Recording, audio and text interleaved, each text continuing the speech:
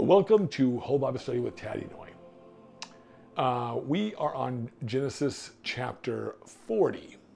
Now, whether you've been walking through Genesis with me chapter by chapter or just joining me now, I'm glad you're here.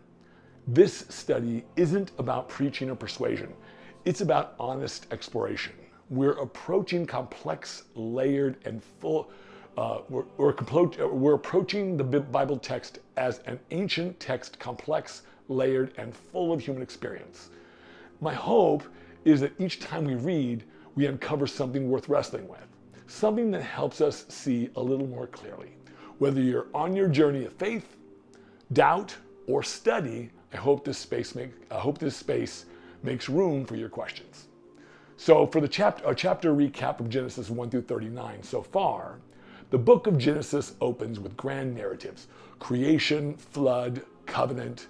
We've followed the ancestral line from Abraham to Isaac, from Isaac to Jacob, and now to Joseph, the 11th son of Jacob, favored and envied. Joseph's story began with dreams that set his brothers against him. Sold into slavery, he was taken to Egypt, where he became a servant in Potiphar's house. But after refusing the advances of Potiphar's wife, Joseph was falsely accused and thrown into prison. So despite everything, Genesis 39 ends by showing Joseph's continued rise, even in prison, as a man of integrity and resilience. And that's where chapter 40 begins. Chapter 40, and we're going to read from the NET translation. Here we go. After these things happened, the cupbearer to the king of Egypt and the royal baker offended their master, the king of Egypt. Pharaoh was enraged with his two officials, the cupbearer and the baker, so he imprisoned them in the house, in the house of the captain of the guard, in the same facility where Joseph was confined. The captain of the guard appointed Joseph to be their attendant, and he served them. They spent time in custody. Both of them, the cupbearer and the baker of the king of Egypt, who were confined in the prison, had a dream the same night. Each man's dream had its own meaning. When Joseph came to them in the morning, he saw that they were looking depressed. So he asked the Pharaoh's officials, who were with him in custody in his master's house, "Why do you look so sad today?" So they told him, "We both had dreams, but there is no one to interpret them." Joseph responded, "Don't interpretations belong to God? Tell them to me." So the chief cupbearer told his dream to Joseph. "In my dream, there was a vine in front of me. On the vine, there were 3 branches. As it budded, its blossoms opened and its clusters ripened into grapes. Now Pharaoh's cup was in my hand, so I took the grapes, squeezed them into his cup, and put the cup in Pharaoh's hand. This is its meaning," Joseph said to him. "The 3 branches represent 3 days. In 3 more days, Pharaoh will reinstate you and restore you to your office. You will put Pharaoh's cup in his hand, just as you did before when you were a cupbearer. But remember me when it goes well for you, and show me kindness. Make mention of me to Pharaoh and bring me out of this prison. For I really was kidnapped from the land of the Hebrews, and I have done nothing wrong here for which they should put me in a dungeon."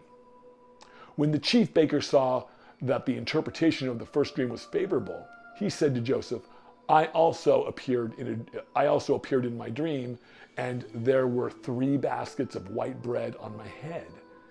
In the top basket, there was all kinds of baked goods for Pharaoh, but the birds were eating them from the basket that was on my head. Joseph replied, "This is the meaning. The 3 baskets represent 3 days. In 3 more days, Pharaoh will decapitate you and impale you on a pole. Then birds will eat your flesh from you." On the 3rd day, it was Pharaoh's birthday, so he gave a feast for all of his servants. He lifted up the head of the chief cupbearer and the head of the chief baker among his servants. He restored the chief cupbearer to his former position so that he placed the cup in Pharaoh's hand. But the chief baker he impaled, just as Joseph had predicted. But the chief cupbearer did not remember Joseph. He forgot him. Now for our deep dive. Historical setting, the Egyptian court culture and imprisonment. Genesis 40 opens with Joseph in prison, joined by two high-ranking Egyptian officials, a cupbearer and a baker.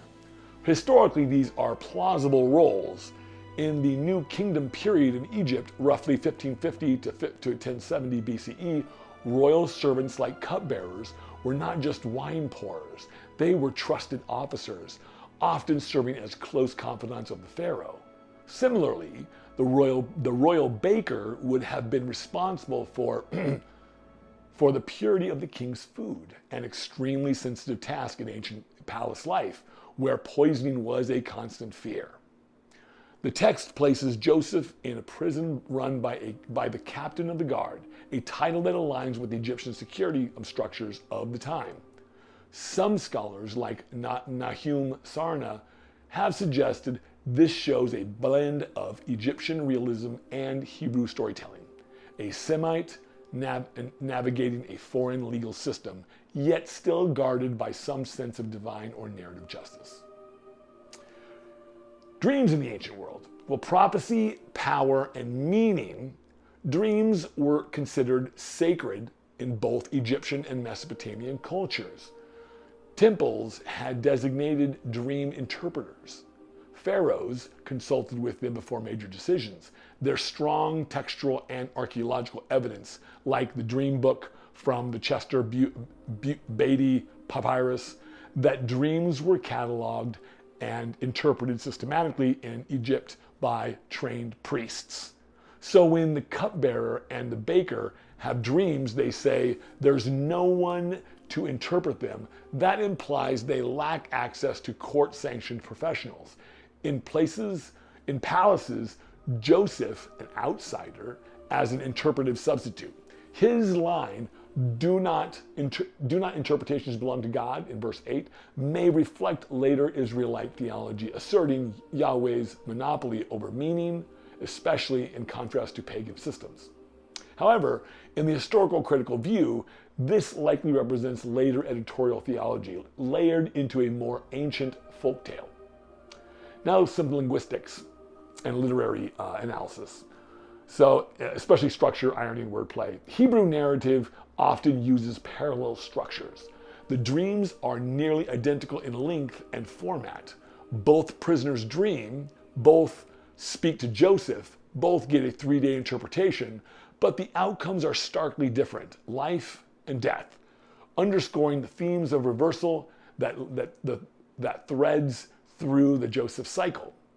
The word used when Joseph says, remember me, the Hebrew is zakar, is later flipped in verse 23, but the chief cupbearer did not remember Joseph. He forgot him. This is classic Hebrew irony. It's not just neglect. It's a theological and narrative delay. Joseph, who helps others find clarity, remains in the shadows, unacknowledged. This tension between human memory and divine timing becomes central to his entire arc. Now for some source criticism and editorial layers. Scholars who follow the documentary hypothesis might attribute this portion of Genesis to the Elohist or the later priestly editors due to its polished style and moral framing. The story has the hallmarks of wisdom literature, a righteous sufferer, providential timing, and narrative symmetry. Some of the scholars argue that the Joseph story may have originated in an independent novella, later woven into the broader patriarchal saga. Its Egyptian setting, sophisticated plot lines, and lack of divine appearances compared to the Abraham and Jacob cycles support this theory. That editorial seam is important. It reminds us that Genesis is not a single authored book, but a compiled tradition shaped across centuries. Now for a cultural commentary. Power, surveillance, and the hope deferred. In Genesis 40 is a meditation on injustice within empire. Joseph, though innocent, must navigate a prison system and a political hierarchy that does not favor him. The cupbearer's forgetfulness isn't just personal, it reflects a broader theme. Marginalized voices are often essential, but invisible in imperial systems. The irony is sharp. Joseph gives the cupbearer back his future, but gets nothing in return. Yet, this forgotten moment becomes a hinge in the larger narrative, a setup for the future elevation. This reflects a classic ancient motif, the wise prisoner, whose gift is not immediately recognized. Now, Genesis 40 shows us a complex web of cultural borrowing, editorial shaping, and literary artistry. Through the historical critical lens, we see not just a theological tale, but a window into how ancient peoples made sense of suffering, hierarchy, and destiny. This isn't merely a story of faith, it's a story about how humans write faith into memory, even when memory fails. If you're in a season of waiting, unseen, unheard, or uncertain, know this. Even in the silence, your story is still unfolding. I hope this text helps you ask better questions. May your pursuit of truth stay honest, and may ancient wisdom rise up to meet you without needing to be polished or perfect. Thanks for joining me for Genesis 40. And what is next? In the next chapter, Joseph's story begins to shift in ways we saw coming. The silence breaks, but not how we might expect. And if you're hungry to go even deeper, join me in the companion video, continuing the discussion, Genesis 40. We'll unpack the themes we couldn't cover here, digging into historical nuances, literary structure, and even divergent academic views. I'll see you there.